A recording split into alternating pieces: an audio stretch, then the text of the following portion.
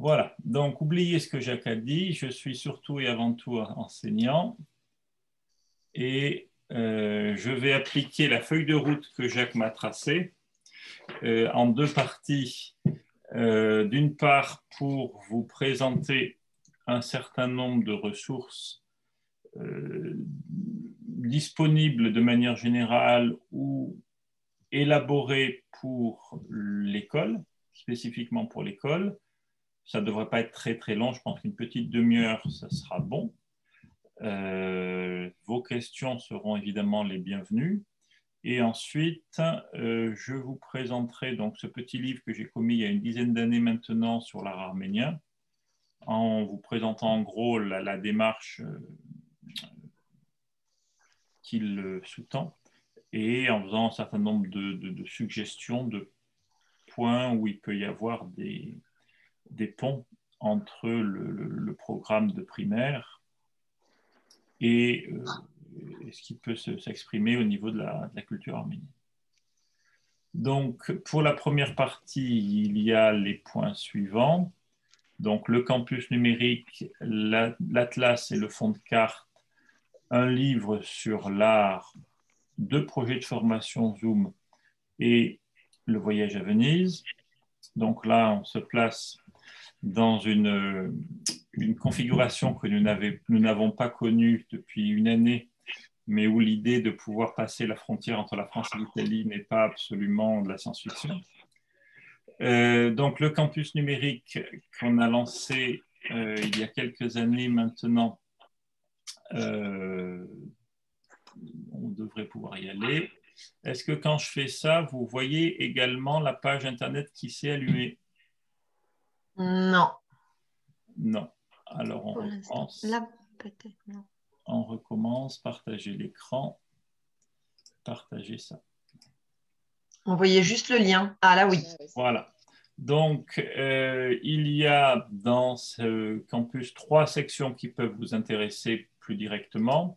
La section école sur laquelle Jacques règne avec Maestria et dans laquelle il dépose des ressources qui lui servent, et pas qu'à lui, pour les interventions qu'il fait en classe. Donc, c'est relativement bien classé par matière, par cycle, etc. Je suppose que vous connaissez un petit peu et où, Jacques, est-ce que tu souhaites C'est-à-dire, tu vas clique sur Histoire de l'art directement. Voilà. Ah bon, ouais. Direct, voilà. Et là, on a la liste de tous les cours. Voilà. Avec, on va en ouvrir un au hasard, avec voilà, un certain nombre d'éléments pour les enfants et de ressources. L'autre partie qui est intéressante, c'est la partie conférence, parce qu'on a mis un certain nombre de conférences organisées dans différents cadres. Donc voilà, là, on n'est pas sur le principe de YouTube avec des conférences captées. Et la troisième partie qui est pour moi le plus intéressant au point de vue général, c'est cette partie-là qui est une base de données toute simple, hein, mais où on a on ne va pas faire que de l'histoire de l'art, ça va. Il y a d'autres choses dans la vie. On va prendre l'histoire ou la géographie ou l'histoire. Donc, sur les différentes périodes, des ressources qui sont classées par différents domaines. Et petite nouveauté qui date de quelques jours, pour les pavés de référence bibliographique sur l'ensemble du site, on peut télécharger la bibliographie complète et repartir avec. Donc l'intérêt est d'avoir quelque chose qui soit un vrai instrument de travail. Et l'instrument de travail fonctionne relativement puisqu'il est annuellement consulté, je ne vais pas dire dans le monde entier, mais enfin régulièrement une centaine de pays. Donc, je ferme ça et je reviens ici. Voilà. Pour ça. Ensuite, alors qu'est-ce qui se passe? Voilà. Donc, le deuxième point, c'est l'atlas historique de l'Arménie qui, pour le coup, émane d'une demande de Jacques qui avait besoin de quelque chose pour introduire les cours qu'il faisait. Et on a conçu donc, cet atlas en 2015 ou 2016, je ne sais plus trop, et c'est quelque chose qui devait correspondre à un besoin. Donc là, vous avez quelques pages d'intérieur, puisque par rapport au premier tirage, qui était vraiment un tirage réservé à l'école, on en a fait 5 éditions. Et l'idée, la gageure, est d'essayer de retracer ces 2500 ans d'histoire à travers une vingtaine de doubles pages où, comme vous le voyez, il y a une carte à différents niveaux, à différentes échelles, et un petit texte explicatif sur ce qu'il faudrait savoir pour avoir une culture générale aussi complète que possible, mais générale, sur chacune des périodes. Donc, voilà. Et pour pouvoir l'exploiter avec les gamins, Jacques a également souhaité qu'on réalise un fond de carte qui est simplement une déclinaison de l'atlas et qui reprend les principales cartes et qui permet aux gamins de compléter en fonction des besoins du cours. Est-ce que Jacques, tu as quelque chose à dire sur le sujet? Non, c'est ça, sachant que ces 2 documents se trouvent à disposition sur le site aussi. Oui, toutes les cartes indépendamment sont gratuitement à disposition du site et l'atlas lui-même est à disposition, sachant que pour un atlas qui coûte une dizaine d'euros, imprimer le PDF, à mon avis, coûte aussi cher si ce n'est plus, donc ce n'est pas très intéressant. Mais de toute manière, il est à disposition des enseignants intégralement. Voilà. Ensuite, donc, on est dans quelque chose qui, pour le coup, n'est pas directement réalisé pour l'école Markarian-Papazian. C'est 3 ouvrages qui sont absolument remarquables, qui ont été conçus et fabriqués en Arménie en collaboration avec Matena Daran, c'est-à-dire l'Institut des manuscrits, qui reprennent, j'ai des slides là, qui reprennent, donc, comme vous le voyez, le volume noir, qui est, je crois, le plus intéressant dans le cadre de l'école, une espèce de grand panel thématique de ce que l'on retrouve dans l'art arménien, l'art ornemental, que ce soit les lettres, que ce soit les rosaces, etc. Différents objets, c'est pas très bon, excusez-moi. Donc là, vous avez des lettres et des rosaces. Après, vous avez le deuxième qui est un focus sur les lettres et qui est extrêmement bien fait, mais bon, c'est que les lettres. Et vous avez le dernier, qui est le rouge, là, qui est sur les tissus, notamment les tissus qui sont à l'intérieur des manuscrits, mais également les tissus liturgiques, etc. Donc ça, c'est très, très beau. On se rend compte que la majorité de ces tissus ont été faits hors du monde arménien, et notamment en Inde, puisqu'il y avait des relations très étroites à l'époque moderne entre l'Inde et l'Arménie. Mais le plus pertinent, c'est celui que vous avez sous les yeux, sachant que vous avez un CD avec la totalité contenu du livre. La totalité de l'iconographie qui est dedans. Donc, pour imprimer, pour faire des montages, c'est tout à fait facile. Voilà. Alors, Maxime, oui. ce livre est à disposition au centre de documentation et tout le contenu du CD a été déposé sur le réseau de l'école, sur le NAS. Donc, tout le monde peut y accéder hein, et faire des photocopies, des tirages, enfin. Et il est libre d'usage en milieu pédagogique, donc il n'y a vraiment aucun problème. Dans quelle partie, Jacques, sur le NAS? Je ne l'ai pas dans la partie école, mais je vous donnerai le lien parce que je ne l'ai pas en tête, je l'ai noté à quelque part. D'accord. Ouais. Je crois qu'il y a un dossier ressources arméniennes, il me semble. D'accord. Oui. Ensuite, et compte tenu à la fois de la perspective très sympathique dans laquelle nous vivons tous accrochés derrière nos écrans et du fait de la terrible guerre qu'il y a eu, vous ne pouvez pas l'ignorer, en fin septembre, qui a profondément bouleversé la réalité de la République d'Arménie, le besoin a été exprimé d'être capable d'avoir une analyse un petit peu distanciée par rapport à la violence des événements et vous le savez peut-être qu'il devait se tenir au début de cette année, probablement à Lyon,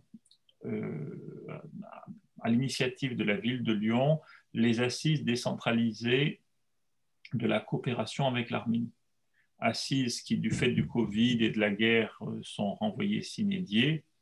Et cette formation a été élaborée également pour ces publics-là, de manière à donner à tous les acteurs français et francophones de la relation à l'Arménie un certain nombre d'éléments de compréhension de ce qui s'est passé et quelque part où est-ce qu'on en est. Donc moi, je ferai, comme vous le voyez, une introduction générale, une introduction historique, ça ne vous étonnera pas. Ensuite, on aura un juriste qui expliquera un petit peu quelle est la situation si particulière de ce territoire historiquement arménien qui a été une province de la première République d'Arménie et qui a été donnée par Staline en 1921 à l'Azerbaïdjan avec un statut particulier. Et c'est ce statut qui fait que jusqu'à présent, et cette décision, qui font que jusqu'à présent, la situation reste très difficile. Ensuite, on aura une spécialiste de l'INALCO de l'histoire de l'art sur la question des monuments et de la réalité de ces églises qui, pas les églises, mais les autres monuments, les khachkars, les monuments commémoratifs, etc., sont quasi quotidiennement détruits dans la partie qui a été rendue à l'Azerbaïdjan. Ensuite, on aura un politologue, Gérard Chalian, que vous connaissez peut-être, qui lui fera un beau zoom arrière sur ce point de tension dans la situation internationale actuelle.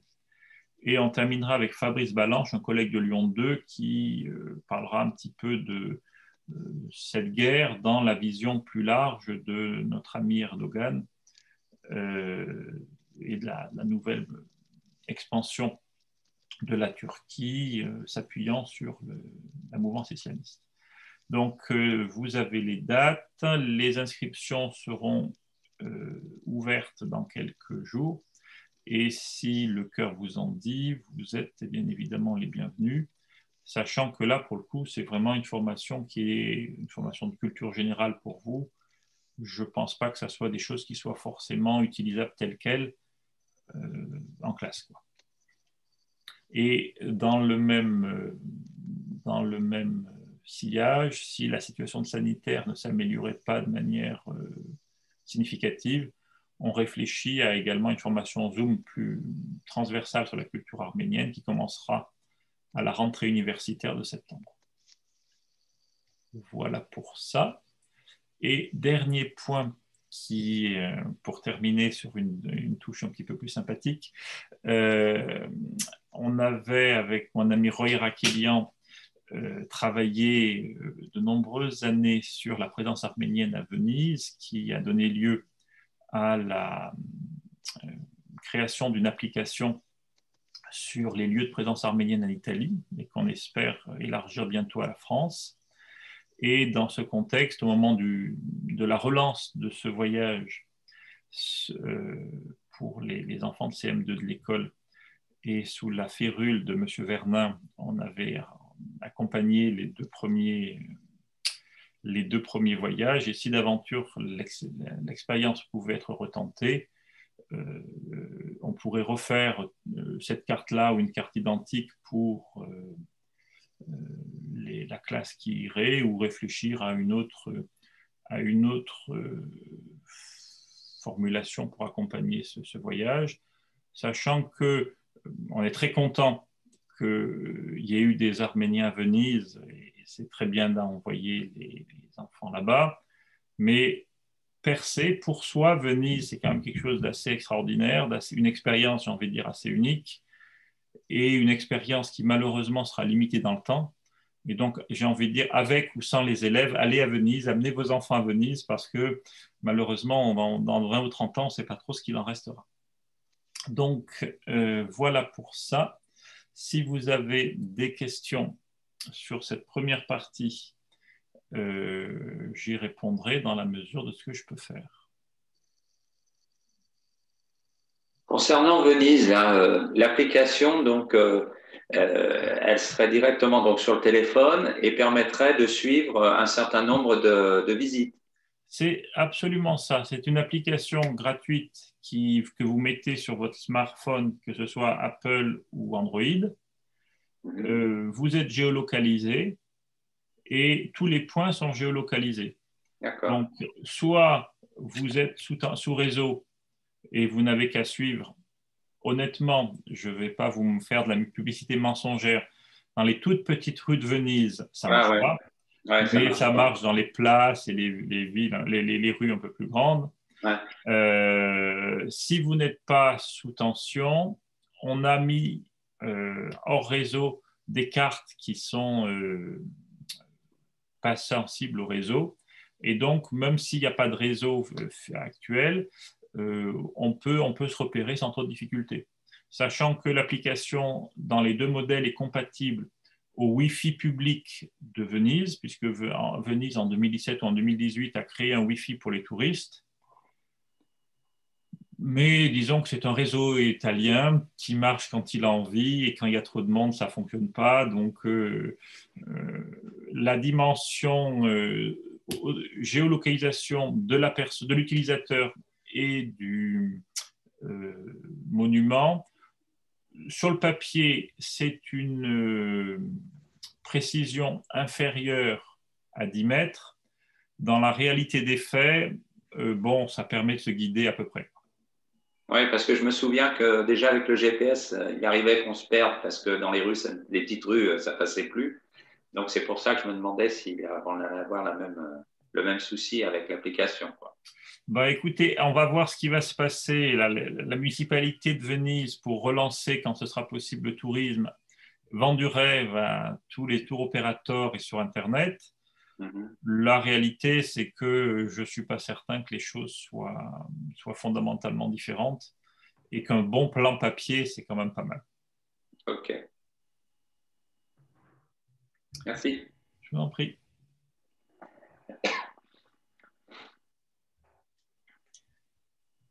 Bon, si c'est bon pour vous, Jacques, as-tu quelque chose à rajouter? Non, moi je pense que tu as été complet. Hein, pas de... Bon, alors du coup, on arrête ça. Voilà, on repart.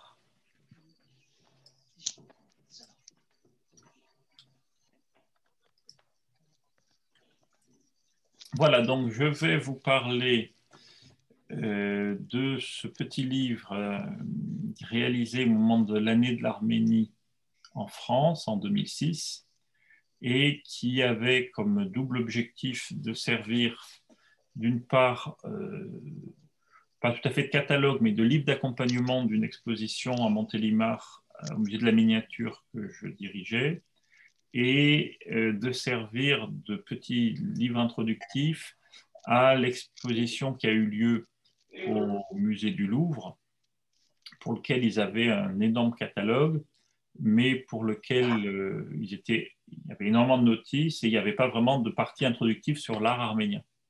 Et donc, l'idée est d'avoir dans ce petit livre deux parties. Une partie générale que je vais vous résumer sur ce qu'on peut savoir, on pouvait savoir en 2006 sur l'art arménien. Et j'ai envie de dire que malheureusement, à part sur des points de détail, il n'y a pas eu de révélation majeure en une dizaine d'années. Et d'autre part, d'essayer d'aller un petit peu plus dans la spécificité de cet art qui, vous allez le voir, est conçu sur un autre modèle que, au moins dans ses grandes lignes, que l'art occidental. Donc, je vous mets une carte d'Arménie, même si je n'ai aucun doute sur le fait que vous avez la géographie de l'Arménie sous les yeux et dans la tête. Donc, la seule chose intéressante que vous voyez, c'est que la République d'Arménie, telle qu'elle existe aujourd'hui en jaune, correspond, bon an, mal an, à un dixième de l'Arménie historique, on va dire, aux alentours de notre ère. Et donc, que 80% des exemples et des bâtiments et des églises et des khatchkas qu'on peut voir aujourd'hui sont quelque part un résumé régional de ce qui a existé par ailleurs. Ce qui, évidemment, pose des problèmes considérables pour l'analyse. Donc, la première partie, c'est ce que j'avais appelé l'histoire des supports, c'est-à-dire les différents types d'art, dont le plus important est l'architecture. De manière générale, dans le monde entier, l'architecture est l'art principal, parce que c'est le plus coûteux, c'est celui qui demande le plus de ressources, et c'est en fonction de ce que l'on est capable d'élaborer pour l'architecture dans son ensemble qu'on a des déclinaisons qui peuvent être sur la gravure, qui peuvent être sur la sculpture, qui peuvent être sur la fresque ou sur la mosaïque, etc. etc. Donc, effectivement, c'est la porte d'entrée naturelle pour l'étude de l'art en général et pour l'étude de l'art médiéval en particulier, même si les remarques générales que je vais faire seraient largement applicables à l'analyse d'un temple grec. Donc, la spécificité de l'Arménie, c'est que l'architecture religieuse a été valorisée de manière extrême et qu'il y a une tradition architecturale continue entre le tout début du christianisme et quasiment le XVIIIe siècle, et qu'un certain nombre de prélats ont été eux-mêmes des maîtres d'œuvre.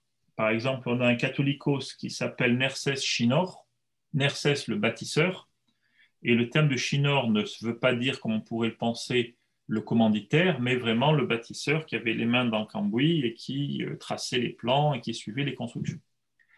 Donc, c'est vraiment un art qui a été particulièrement valorisé, on dirait aujourd'hui, par les élites arméniennes, qu'elles soient religieuses ou laïques. C'est moins documenté, évidemment, pour les laïcs, mais également. Pour vous donner un petit peu un élément de comparaison sur cette architecture, et particulièrement l'architecture de l'Arménie paléochrétienne, c'est-à-dire les siècles qui vont de la conversion de l'Arménie au christianisme vers 250-300 jusqu'à l'intégration de l'Arménie dans le monde musulman entre 298 et 703. On a donc un certain nombre d'églises du 4e, un certain nombre d'églises du 5e, 6e et 7e siècle qui font un peu plus de 130 églises. À titre de comparaison,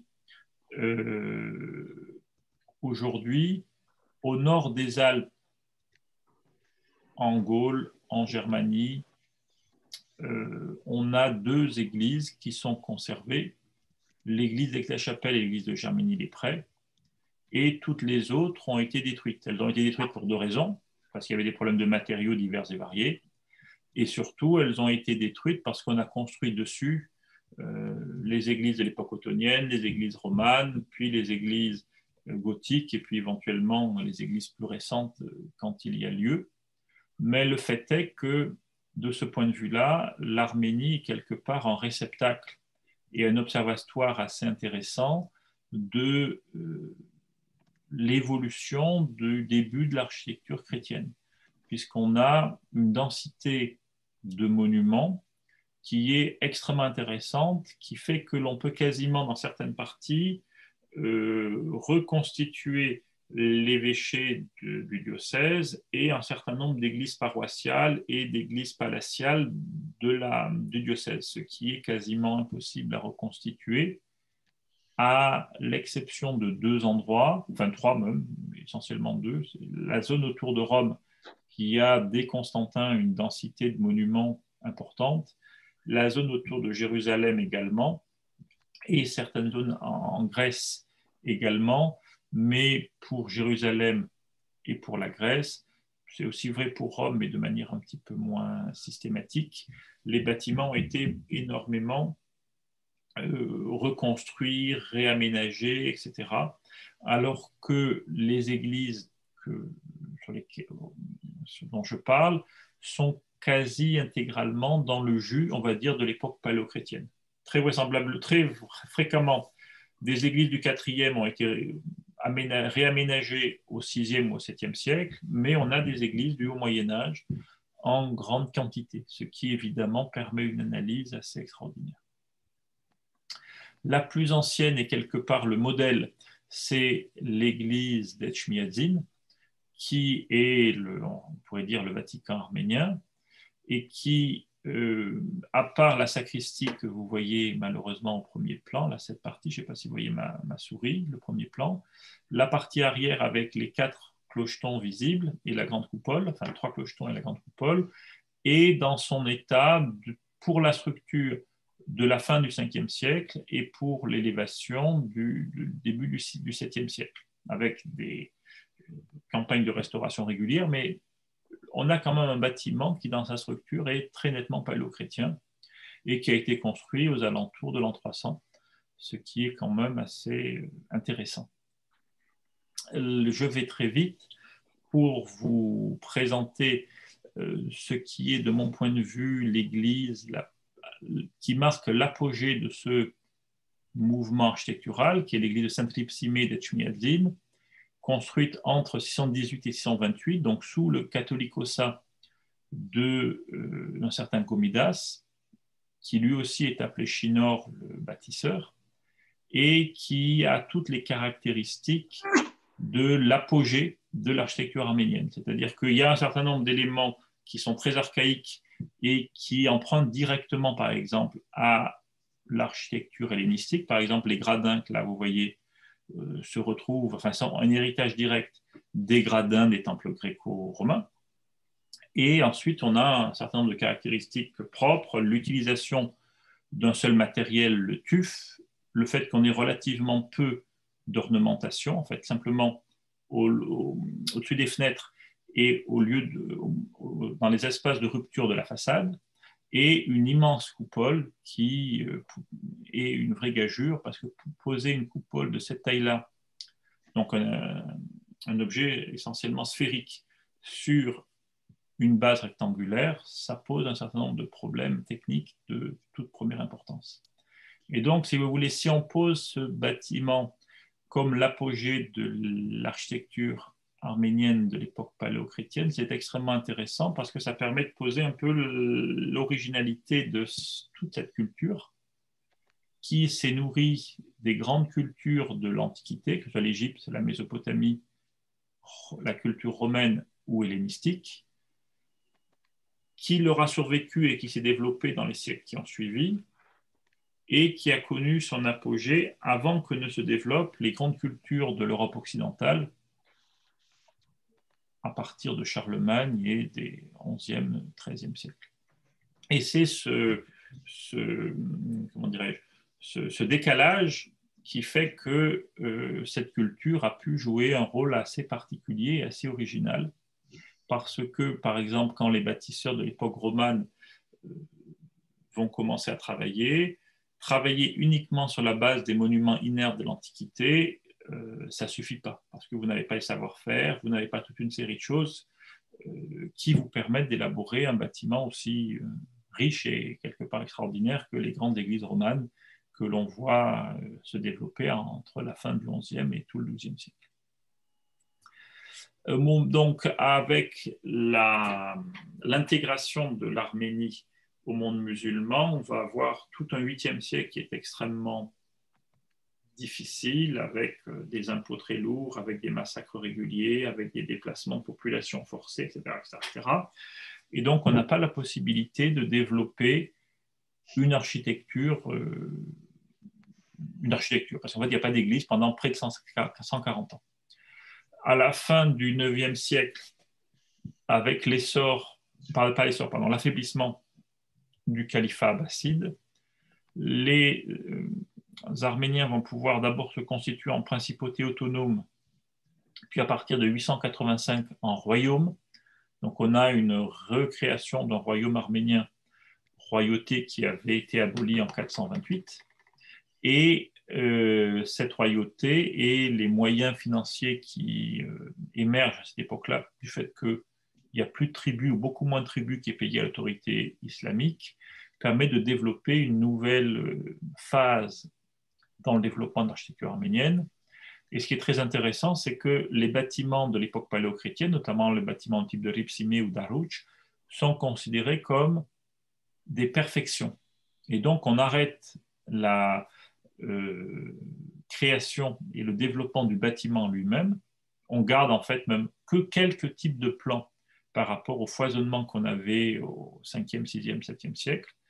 Et on se met à développer deux choses, les bâtiments annexes qui étaient auparavant en bois, donc des réfectoires, des clochers, des porches, etc., et qui deviennent en pierre et qui sont raffinés de manière particulière, même si, en fait, quand on fait une analyse un petit peu poussée, on se rend compte que ces bâtiments annexes ne sont que les bâtiments de la population, du peuple, qui étaient construits en pierre et en bois, qui ont été améliorés peut-être, raffinés peut-être, en tout cas construits en pierre, mais selon la même base qui existait déjà depuis des siècles.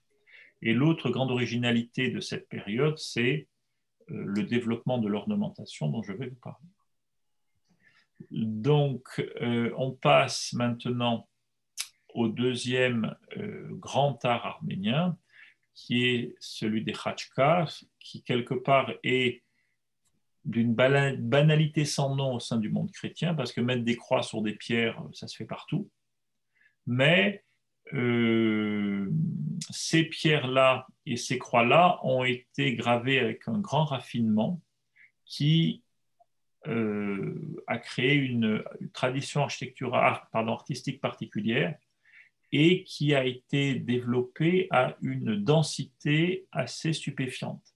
C'est-à-dire que dans la petite république d'Arménie et l'ancienne oblast de l'Artsakh du Haut-Karabakh, on a plus de 55 000 de ces Khatchkars qui ont été documentés. Et donc là, on est sur des densités assez uniques. Sachant qu'on a des Khatchkars, de là on est au 9e siècle, on a des Khatchkars du 8e, 9e siècle également dans le monde syriaque, mais qui n'ont pas survécu à la conquête islamique.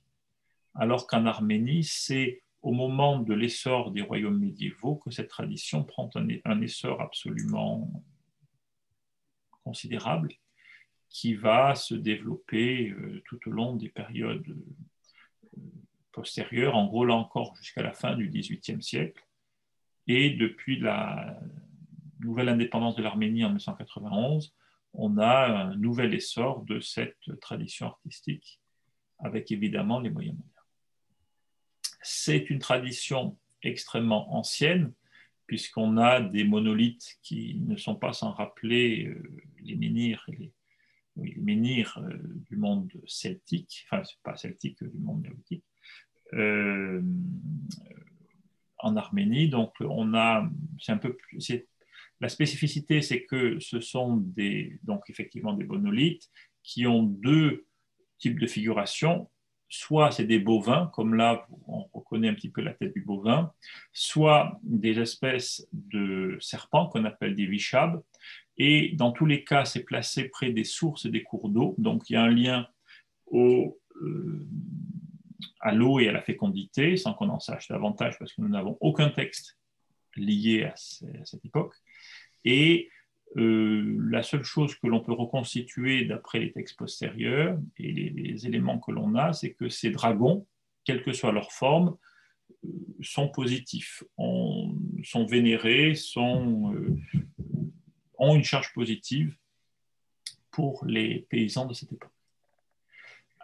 Cette tradition qui va perdurer, je ne vous ai pas mis toutes les variantes, mais qui va perdurer sur les 2 millénaires suivants de l'époque païenne, va être évidemment christianisée sous forme de ces stèles paléochrétiennes. Là, vous avez les stèles dans leur mémorial qui est à peu près conservé dans son état du 5e, 6e siècle, et qui vont être gravées assez finement de figurations chrétiennes. Là, pour le coup, on est sur des figurations qui sont tout à fait universelles dans le monde chrétien de cette époque. Ça va être les saints empereurs, ça va être beaucoup de saints de manière générale, et des épisodes de la Bible, avec une nette préférence pour les épisodes de la vie de Jésus. Dans un certain nombre de cas rares, on va avoir un certain nombre également d'épisodes de l'histoire de la christianisation de l'Arménie C'est le cas de la stèle de Tallinn, qui est une stèle du 7e siècle tout à fait fameuse, dans laquelle vous voyez en bas une Vierge à l'enfant avec deux archanges de part et d'autre. On voit très très bien leur aile qui recouvre la Vierge. Et on a au-dessus un homme qui est un peu bizarre, puisqu'il a une tête de sanglier, et au-dessus un saint que l'on reconnaît avec son auréole. Le saint en question, c'est Saint Grégor l'Illuminateur qui bénit le roi Tiridate qui vient d'accepter la conversion, mais qui n'est pas encore complètement converti, donc il a sa tête de sanglier. Et ça, c'est quelque chose qui est extrêmement intéressant et qui est assez caractéristique du début du christianisme de manière générale, c'est-à-dire que l'Église est fondée sur la Vierge et sur l'enseignement de la Vierge. Et évidemment, ça n'est pas forcément une lecture qui a été retenue dans les siècles qui ont suivi. Là, je ne vais pas dans le bon sens. Ah si, pardon. Donc, pour en terminer sur ces Khatchkar et pour ne pas être trop long, on peut déjà observer que ces Khatchkar ont tous un certain nombre de caractéristiques. La caractéristique principale, c'est qu'ils ont une grande croix centrale. Et ça, c'est important parce qu'on est dans un monde où la représentation, dès avant l'islam, est un sujet qui pose question. Il y a une grande réflexion sur la représentation du divin et comme ça a été beaucoup développé par les païens, il y a une réserve sur la représentation. Et comme l'islam a affirmé assez tôt une tradition aniconique, c'est-à-dire un rejet très fort de la figuration, il fallait limiter le nombre d'éléments figurés. Et donc, ça a été la croix qui, quasi exclusivement, a été retenue. Je précise tout de suite que, contrairement à ce que l'on peut penser, le monde médiéval n'est pas un monde totalitaire, et donc vous ne pouvez pas empêcher quelqu'un qui, dans un coin, a envie de mettre un Christ sur la croix ou envie de représenter le visage de la Vierge de le faire, comme vous ne pouvez pas empêcher, et ça a souvent été fait même de manière très officielle dans le monde musulman, de représenter des batailles, de représenter y compris le prophète et y compris le visage du prophète. Donc, il ne faut pas se laisser endormir par la lecture actuelle de certains. Vous avez y compris des manuscrits qui ont été réalisés pour des califes, c'est-à-dire pour les responsables les plus importants de la religion au sein du monde musulman, qui représentent le prophète de manière tout à fait figurative. Je vais faire la parenthèse. Et on revient sur les Khatchkar et les croix. Donc, autour de la croix, vous avez toujours un certain nombre de motifs secondaires qui ont une claire signification et une bordure. Donc là, vous voyez assez bien la bordure. Vous observez que le Christ n'est pas représenté souffrant. Et ça, c'est une des caractéristiques de la tradition arménienne, qui est qu'on représente ce qu'on appelle la croix de lumière, la croix comme symbole de résurrection, et pas la croix comme symbole de la passion. Et en fait, les deux traditions architecturales, artistiques et même théologiques existent depuis le début du christianisme et sont alimentées par des débats riches et construits un petit peu dans l'ensemble du monde chrétien. Et en Orient, on est plutôt resté sur quelque chose de symbolique et d'aniconique, quand en Occident, on a développé l'ornementation, on a développé l'art figuratif, comme vous le savez. Donc voilà pour ça. Ensuite, Maxime, oui. Par rapport au Khatchkar, il n'y avait pas l'histoire de l'arbre de vie qui était souvent représentée, non? Absolument. Alors, je reviens à ce que je vous ai montré. Donc, dans les motifs secondaires, c'est ça, en fait là... Ah oui, alors là, vous voyez, vous m'ouvrez un boulevard, donc je vais essayer de ne pas exagérer le boulevard. Pardon. Non, tant pis pour vous. Maintenant, vous m'avez lancé, c'est fini. Donc, vous voyez que vous avez au pied de la croix des pyramides, des motifs pyramidaux. Donc là, on ne les voit pas très bien, mais on devine les petits picots. Et ça, c'est le symbole du Golgotha. Et dans certains Khachkar, on a un crâne qui est figuré à cet endroit-là. Mais c'est assez rare parce que, comme je vous le disais, on ne met pas l'accent sur la passion, mais on met l'accent sur la résurrection. Et donc, l'arbre de vie, vous en voyez les deux branches qui partent du centre, qui partent de la croix et qui enserrent la partie basse du Khachkar. Et vous avez, je crois qu'il y en a un ou deux autres derrière, un certain nombre d'autres exemples où effectivement vous avez ces motifs végétaux qui partent du bas et qui remontent comme ça. Parfois, on reconnaît différents types de fruits. Ça va être des pommes, ça va être beaucoup de grenades, du raisin, des pommes de pin. Je crois que c'est l'essentiel est là. Et qui représente le paradis terrestre et qui représente, si vous voulez, l'idée est tout à fait johannique. Jésus est le chemin, la vérité, etc. Et donc, en le suivant, par le baptême et par une vie remplie de bonnes œuvres, etc., on va retrouver l'état d'Adam avant la chute, le paradis terrestre, etc., etc., etc. Et tout l'horizon d'attente de l'art médiéval arménien, c'est ce retour à la pureté, à l'état édénique dont le monde dans lequel nous vivons n'est qu'une pâle copie. Et ça, c'est vraiment quelque chose d'intéressant parce que, quelle que soit la dureté des temps, c'est cet horizon d'attente qui, quelque part, est l'espoir qui permet de continuer à avancer. Donc, voilà pour ça. Les tapis, disais-je. Donc, je vous ai mis deux citations d'un grand géographe et voyageur arabe du Xe siècle, qui est un petit peu le symbole de l'apogée de la tradition géographique musulmane à l'époque califale. Le siècle est vraiment le grand siècle de la géographie dans le monde musulman. Et la géographie, la description du monde d'Ibn Aoukal est l'apogée d'un siècle de recherche et de description et d'analyse, etc. Et comme il décrit chaque province, il donne pour chacune des provinces ses productions principales. Et pour l'Arminia, c'est le tapis. Et vous avez dessous le petit texte de Marco Polo qui passe en Arménie à l'aller en 1252, si je me souviens à peu près, et qui est frappé par la qualité des tapis arméniens. Et j'en profite pour vous faire verser à votre réflexion une petite remarque. Il y a 10 lignes sur l'Arménie avec 3 lignes sur les tapis, et il décrit 20 fois plus longuement la Perse, et en Perse, il ne voit pas de tapis intéressant à décrire. Ce qui montre que, encore à son époque, le tapis est encore vraiment une spécificité chrétienne du Moyen-Orient et largement de l'espace arménien.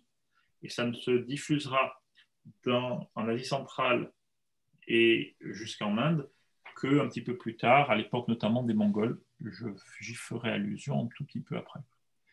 Le tapis à nœud noué, donc on parle du tapis à nœud noué, pas des autres techniques qui ne sont pas liées au monde arménien, et essentiellement attesté pour l'Antiquité par ce tapis, le tapis de Pazyryk, qui a été découvert au sud des monts Altaï, milieu du XXe siècle, et la tombe, le tumulus dans lequel ce tapis était conservé, a été pillé durant l'Antiquité, et le tapis a été jeté sur le côté du tumulus et il est tombé dans l'eau.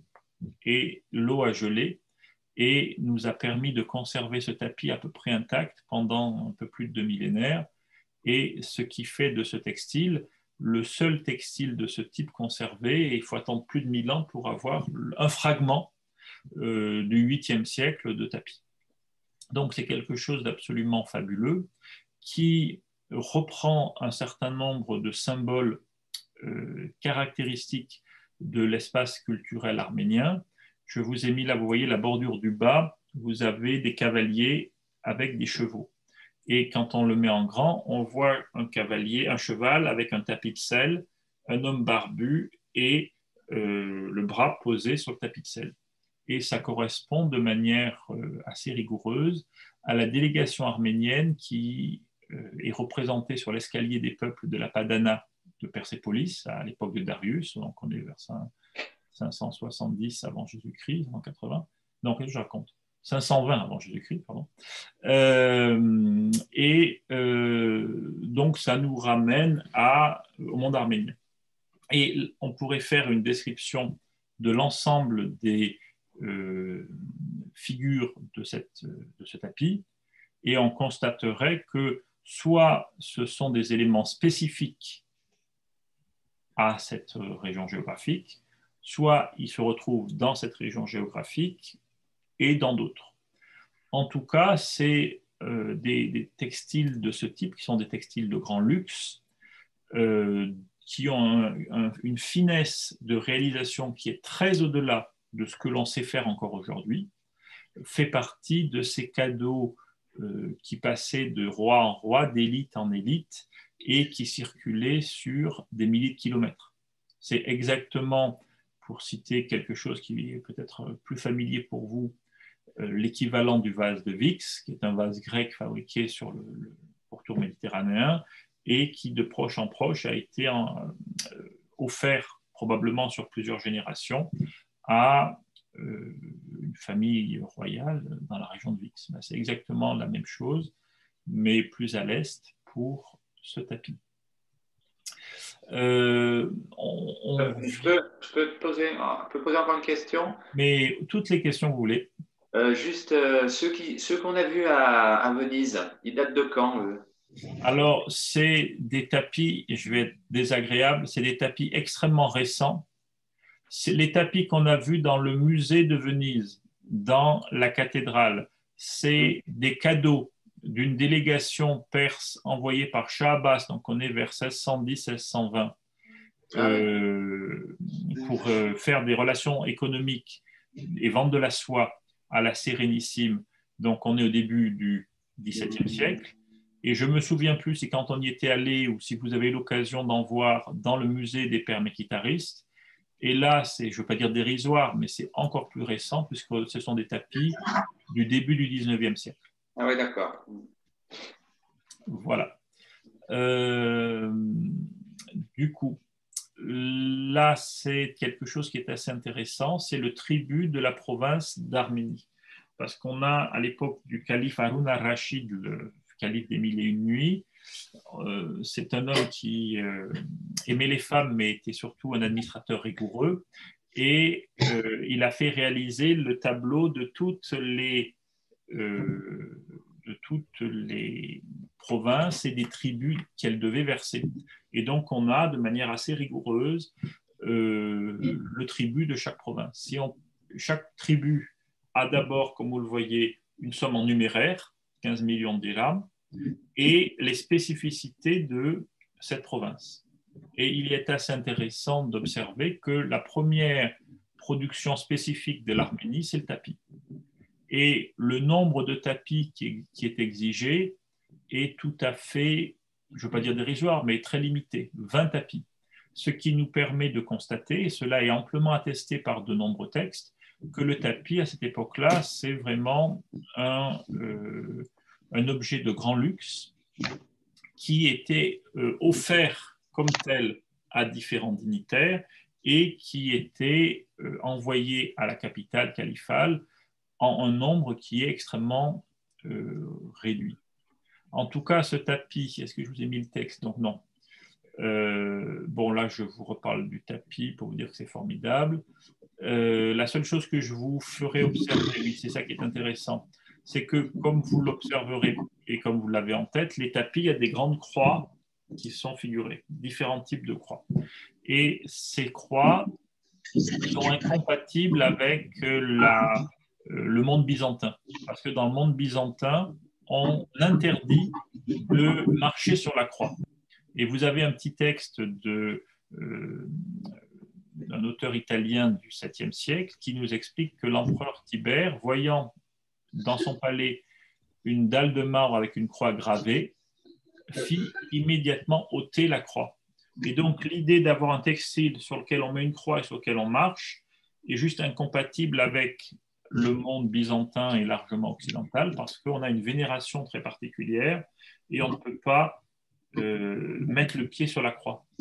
Et si vous me permettez un lien triste avec l'actualité, c'est la raison pour laquelle il y a une photo qui a beaucoup circulé sur les réseaux sociaux au printemps, où on voyait un kémaliste en Turquie qui avait lancé une chaîne de chaussures qui avait sur les semelles une grande croix arménienne, enfin une croix orientale, arménienne syriaque, et ça s'est vendu à des dizaines de milliers de paires de chaussures parce que les kémalistes étaient tout heureux d'écraser la croix chaque fois qu'ils marchaient.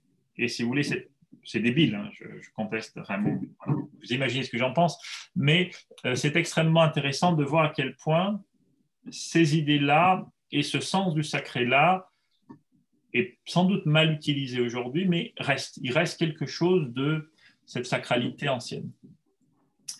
Donc, je vous l'ai déjà dit que quand on est au Xe siècle et qu'on analyse les sources musulmanes, l'essentiel des centres de fabrication sont situés dans ce qu'on peut appeler l'espace culturel arménien. Ce n'est pas un État, on est bien d'accord, c'est un endroit où une population vit et une population développe sa culture.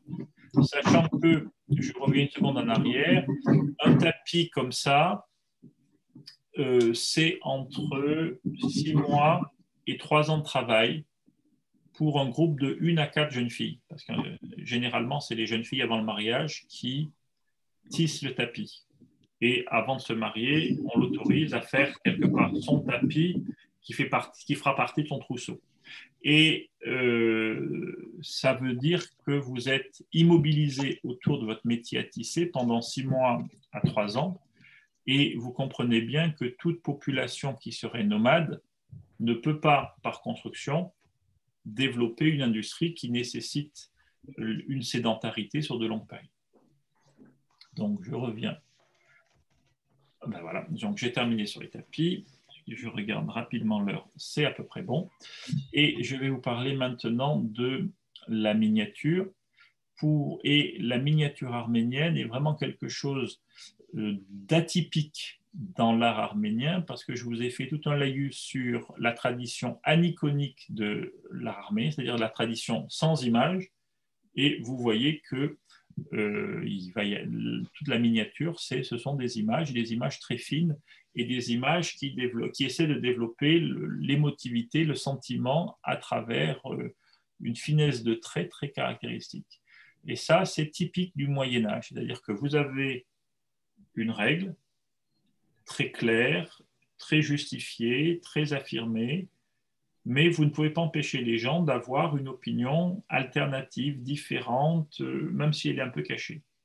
Et pendant tout le Moyen-Âge, on a conservé une tradition figurative dans le livre, et particulièrement dans la figuration des évangiles. Et cela s'explique probablement parce que les premiers évangiles sont arrivés en Arménie, comme dans vraisemblablement la totalité du monde chrétien, texte et figuration. Et il n'était pas convenant que des chrétiens retirent les figurations du texte qui illustraient la Bible. Et ça, c'est vraiment quelque chose d'extrêmement intéressant parce que où qu'on aille dans le monde chrétien, vous retrouvez une quinzaine de motifs qui sont tout le temps les mêmes. Et là, vous avez, par exemple, j'ai mis l'Annonciation, mais vous avez une quinzaine de scènes qui sont structurellement identiques et qui très vraisemblablement remontent à l'Antiquité, tardive, au Moyen-Âge, et en tout cas ont été les premières figurations que les premières communautés ont élaborées pour illustrer le texte sacré pour eux. Et c'est ce corpus, texte plus iconographie, qui a circulé de l'Espagne à l'Inde et de l'Irlande à l'Éthiopie.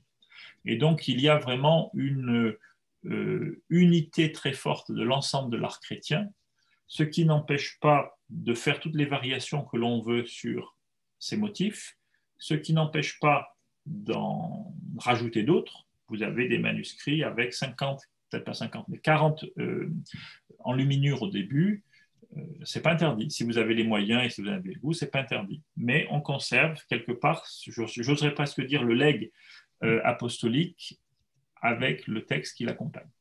Donc, je vous ai mis là une des 4 plus anciennes enluminures de la tradition architecturale arménienne, qui est très proche de ce que l'on peut trouver à peu près pour la même époque en Syrie et en Égypte. Et donc, on voit bien qu'on est dans un monde chrétien qui a des origines très proches et qu'on a des motifs qui, à l'origine, vraisemblablement, étaient complètement identiques.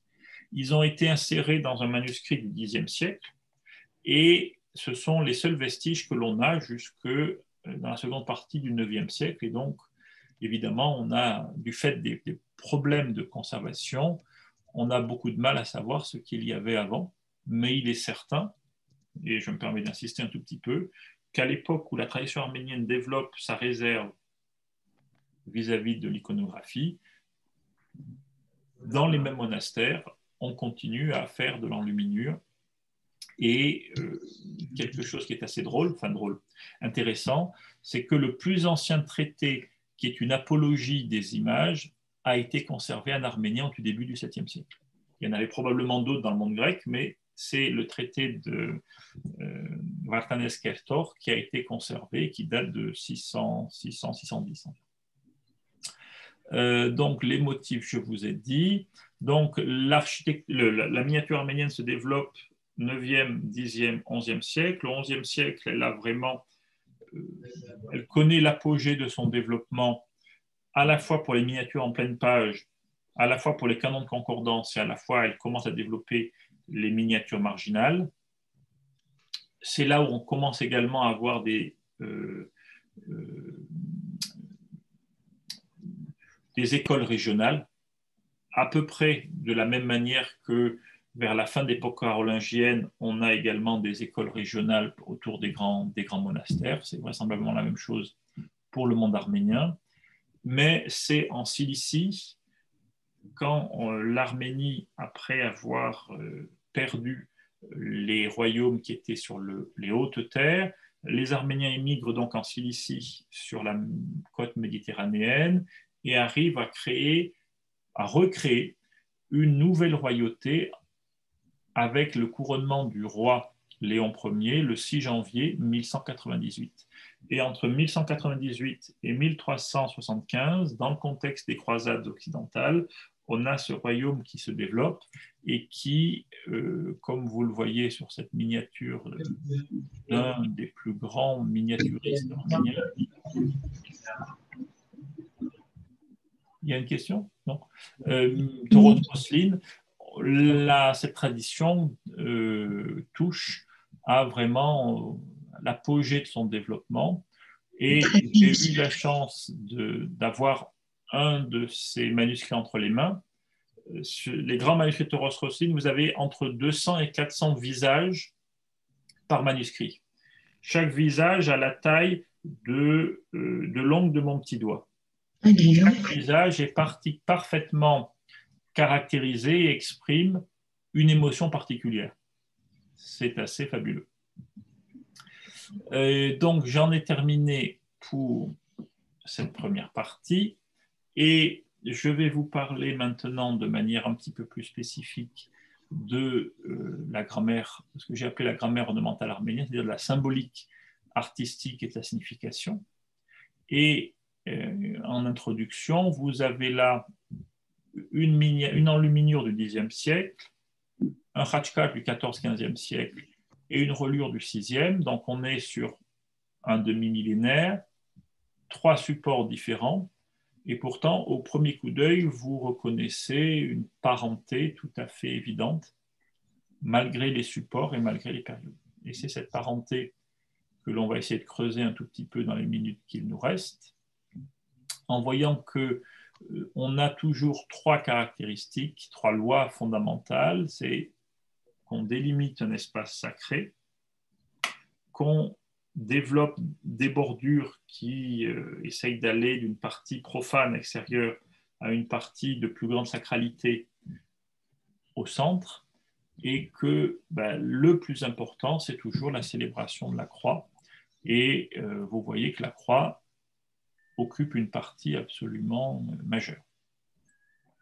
Donc le cadre, c'est vraiment quelque chose de très nouveau et peut-être spécifique au christianisme oriental, et qui a vraiment comme objectif de créer un espace, non pas de plus grande sacralité, mais où la sacralité est plus évidente.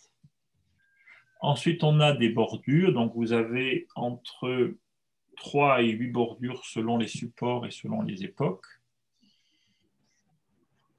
Et enfin, et un certain nombre de bordures sont composées de lettres. Et la lettre la plus caractéristique, c'est le T, qui est la première lettre du mot arménien Der, qui signifie Seigneur. C'est un titre honorifique qui peut être à la fois utilisé pour les grands seigneurs de l'Arménie paléochrétienne, les seigneurs laïcs, Der, un tel seigneur des Amadounis, mais c'est spécifiquement, c'est quelque chose qui est devenu assez spécifique pour les religieux, les évêques, les vartabèdes et évidemment les membres de la Trinité.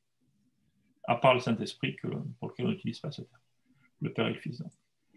Donc là, vous avez un exemple de bordure sur un tablier dont je vous reparlerai, qui est très beau, et sur un des grands khachkars du XIIIe siècle, qui est vraiment pour le coup de la dentelle de pierre.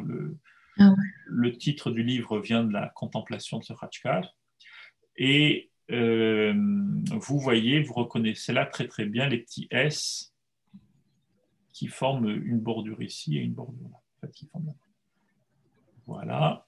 Donc la partie centrale, je vous le disais, c'est un espace de célébration de la croix, et c'est un espace qui est une méditation sur l'évangile de Jean et sur la promesse, sur l'enseignement de Jésus d'après l'évangile de Jean, donc le chemin, la vérité, la vie, et quelque part l'état qu'il propose à ceux qui croient en lui, avec une croix principale et des motifs secondaires, croix ou autre chose que croix. Donc, là, vous avez des exemples de différents supports et de différentes époques. On reconnaît la grande croix, les croix secondaires ou les motifs qui en sont issus, et, excusez-moi, la bordure qui est également clairement visible. Sachant que là, nous sommes encore sur le Moyen-Âge, mais on est sur 500 ans, un espace chronologique de 500 ans entre le tapis et l'enluminure. Donc, vous voyez la grande pérennité de cette tradition architecturale. Et lune. Ensuite, comme on ne fait pas les choses toujours simplement et qu'on a besoin de variété malgré des lois qui sont strictes, il y a une question qui est le cadrage. Et donc, quand vous prenez votre motif de base, une grande croix et 4 petites, vous pouvez le multiplier à l'infini de cette manière-là, ou vous pouvez prendre votre grande croix et la mettre à la taille des deux autres, et donc vous avez un motif continu, ou vous pouvez prendre ce motif continu et quelque part faire un zoom avant, où vous ne voyez que la grande croix et des fragments des croix secondaires. Et ce sont ces croix secondaires qui progressivement, quand ces tapis vont se diffuser dans le monde musulman, vont devenir des oiseaux, vont devenir des motifs végétaux, vont devenir des tas de choses qui font davantage sens pour des musulmans, pour des gens ayant une autre religion que le christianisme, pour lesquels des bouts de croix ne signifient plus rien. Et ces 3 types de cadrage, jusqu'à présent, m'ont permis d'analyser tous les types de tapis, de miniatures, etc., que j'ai rencontrés, et je cherche encore un contre-exemple. Donc, si vous voulez, C'est très simple, mais grâce à cette simplicité, on a une capacité de variation qui est assez impressionnante. Donc maintenant, on va venir rapidement à ce que j'ai appelé le vocabulaire ornemental, avec cette idée simple que vous connaissez maintenant, qui est que les Grecs et les Géorgiens honorent davantage les images, donc on pourrait rajouter les Latins, voilà, et les Arméniens la croix. Et donc on voit bien cette focalisation sur la croix du Christ non sanglante et les motifs que l'on peut considérer comme des motifs analogues. La tradition arménienne, vous l'avez compris, s'est nourrie d'un héritage qui est antérieur au christianisme et dans un monde qui n'est pas un État totalitaire où on ne peut pas absolument imposer ce que l'on souhaite, quand il y a des traditions très fortement ancrées comme les Vishab, ces dragons bienfaisants de l'Arménie pré-chrétienne, comme on ne peut pas les effacer, on les intègre. Et ces dragons, qui quelque part sont les forces telluriques, les grandes forces de la nature, ont été repris dans la tradition architecturale et artistique arménienne comme des équivalents, comme des doubles analogiques de la croix du Christ. Et ça paraît un petit peu fou aujourd'hui, mais on voit très clairement que quand, notamment dans les tapis, le dragon est figuré, il est figuré à la place de la croix. D'accord. Ensuite, on a une variation infinie sur les croix. Donc on n'est pas sur des croix latines, hein, la croix à branches égales. De quelque part l'infiniment petit, le petit détail à l'intérieur du Khachkar, jusqu'au plan des églises qui ont tous, de manière absolument systématique, un plan en croix et systématiquement un plan en croix avec les 4 piliers et la coupole qui rappelle la vision de Saint Grégoire, qui est à la base de la tradition architecturale d'un point de vue de sa structure et dont on reparlera peut-être à l'occasion. Ensuite, on a de nombreux motifs végétaux qui donnent le parallèle entre l'horizon d'attente qui est l'Éden et la réalité quotidienne des gens qui sont les fruits et les légumes et surtout les fruits que l'on rencontre sur le plateau arménien, et là vous reconnaissez sans peine la grenade et le raisin. Ensuite, on a des choses plus spécifiquement arméniennes, dont le petit S qui est un dé de Der, de Seigneur, dont je vous ai déjà parlé. Et quand vous avez un grand tapis conservé à Stuttgart, avec dans la partie centrale qui est rouge, un dé qui est blanc, et donc quelque part on met vraiment très clairement en exergue, on a là un motif qui renvoie quelque part à la seigneurie de Jésus, à Jésus de manière on ne peut plus claire et transparente, pour peu que l'on comprenne la symbolique qui est derrière. Donc là, autre élément, on est dans les changements de cadrage que je vous avais évoqués, et on est dans les croix identiques qui ont toutes la même forme, sauf que là, la croix est remplacée par ce S du Vishab. Donc, on a quelque chose qui est très intéressant parce que c'est un grand Vishab avec des petits Vishab à l'intérieur qui ressemblent à des S. Donc, il y a une espèce d'effet de poupée gigogne qui est assez intéressant. Et on a tout un groupe de tapis de ce type.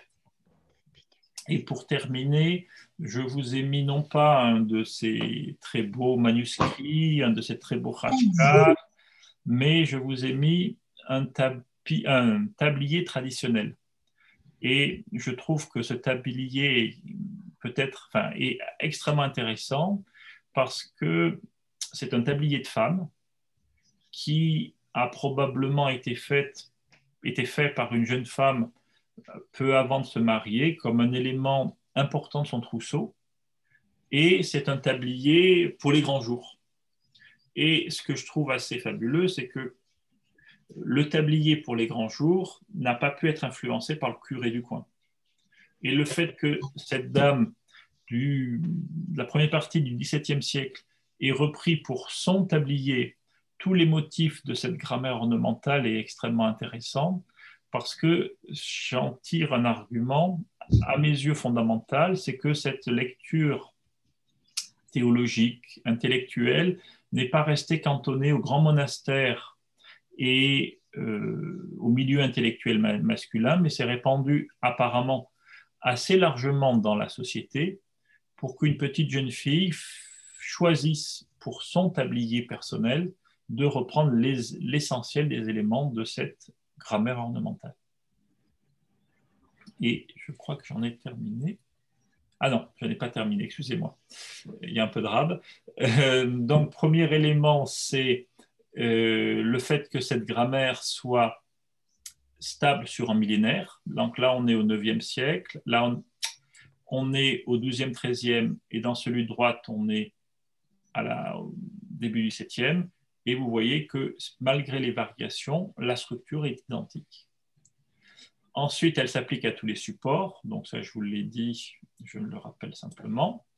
Et ensuite, et c'est peut-être, je ne veux pas dire le plus intéressant, mais le plus attachant pour moi, en tout cas, c'est que cette rigueur n'empêche pas une infinité de variations.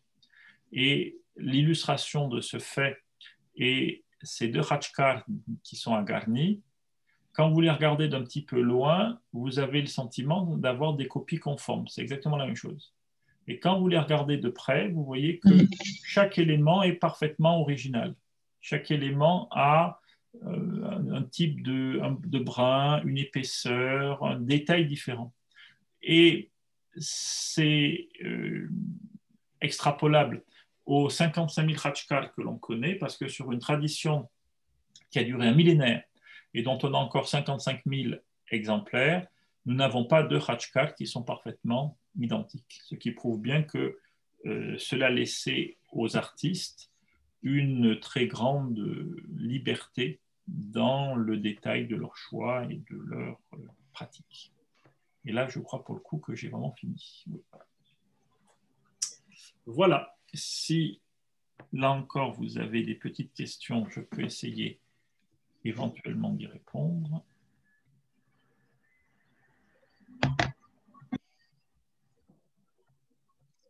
Est-ce que c'était des religieux qui taillaient les Khachkars ou il y avait des artistes Alors, attitrés? dans la plupart des cas qui sont documentés, enfin pas dans la plupart, dans une bonne majorité, 50-60%, c'est effectivement des religieux.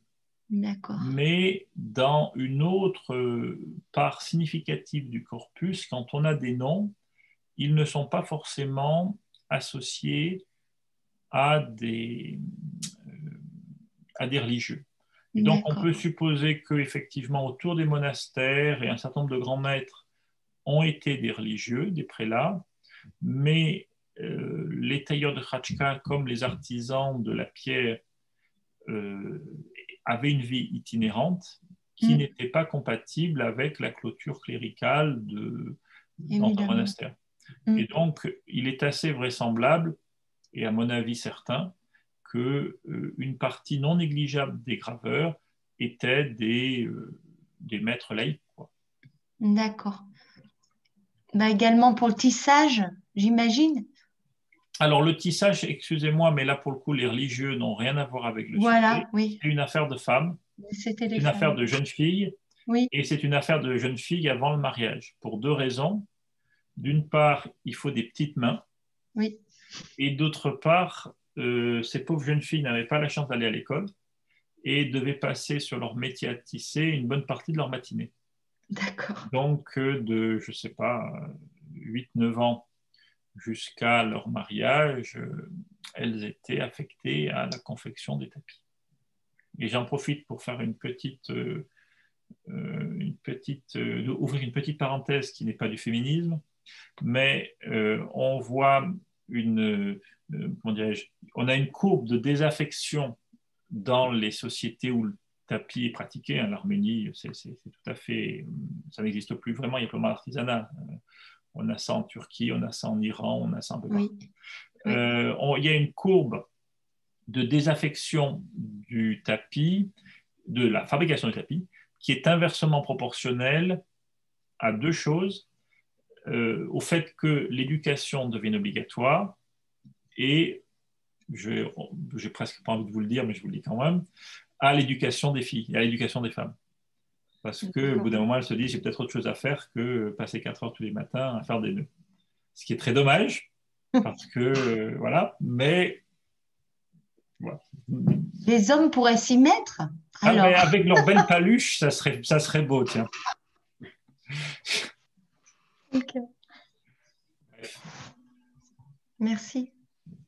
Est-ce qu'il y a autre chose derrière? Non, voilà.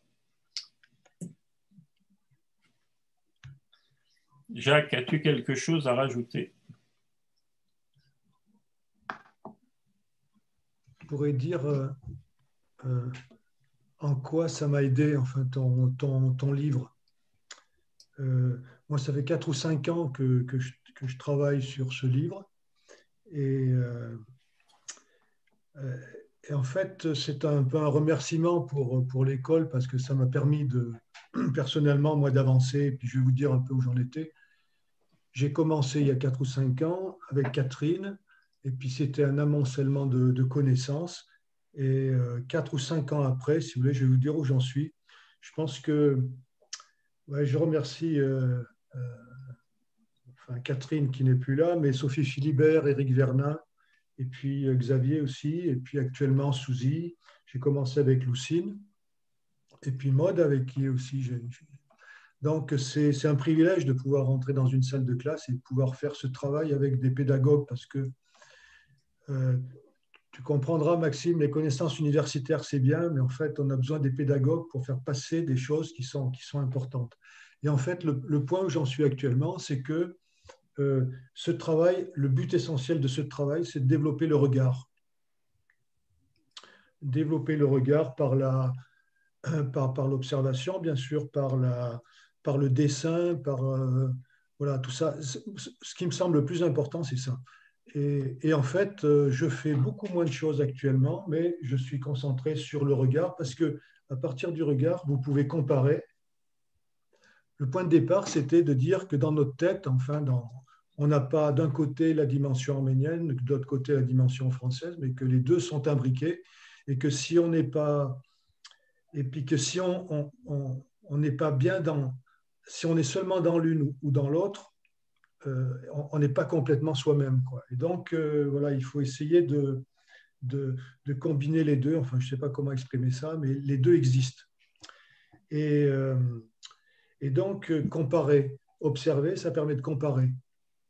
Occident-Orient, et Maxime l'a bien dit, par exemple, sur des objets comme la croix, par exemple, on peut voir les différences, ou sur l'architecture, voilà.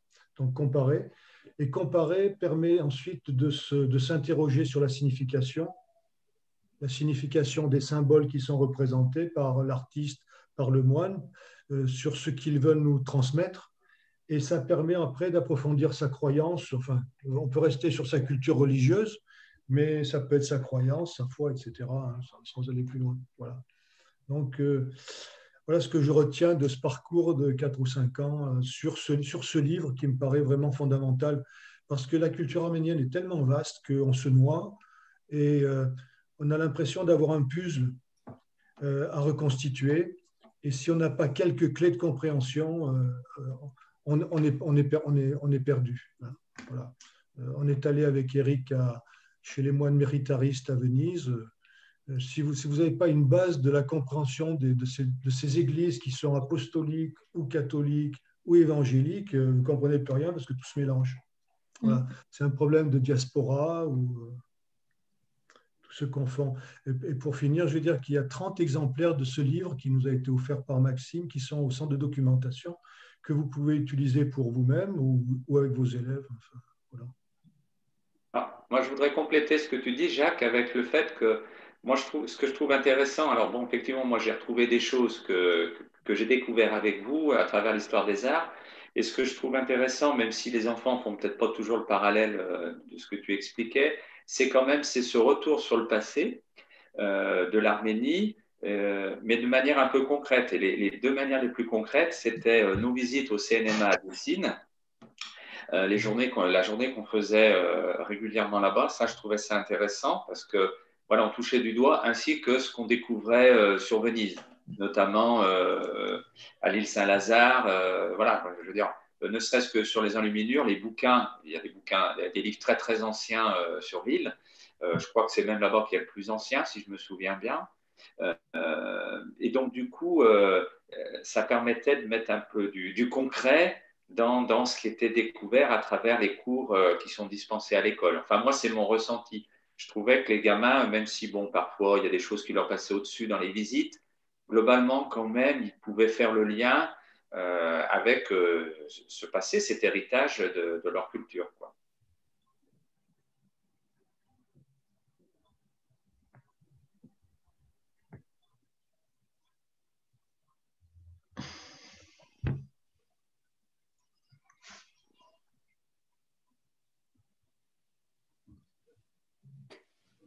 Quel calme. C'est calme, ouais. Bon. Si on a terminé, je vais déjà éteindre l'enregistrement.